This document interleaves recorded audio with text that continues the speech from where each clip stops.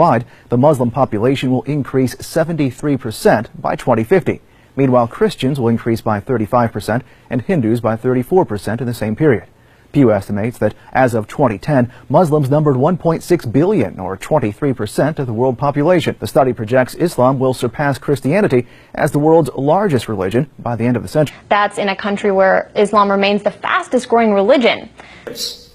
Islam is going to overtake Christianity in the number of believers in the world.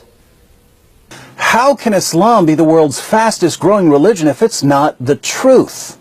There will be more Muslims in the world than Christians. For the first time, that's happening now. It is especially critical at this time. Now, meanwhile, the country's second largest religion, Islam, is growing faster than ever, with some studies suggesting it's on the way to becoming the dominant faith. Other people. The report also highlights that in that same amount of time, the number of Muslims in the world are expected to match the number of Christians and become the world's largest religion by the end of the century. A major takeaway is that by 2050, the number of Muslims around the world will nearly equal the number of Christians, as Islam will grow faster than any other major world religion.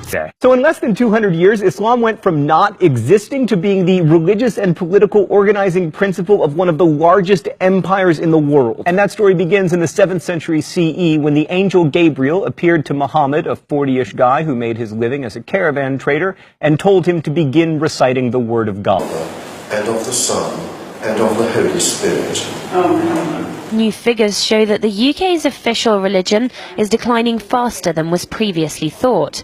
Worshippers are aging, and for the first time ever, fewer than half under the age of 25 describe themselves as Christian.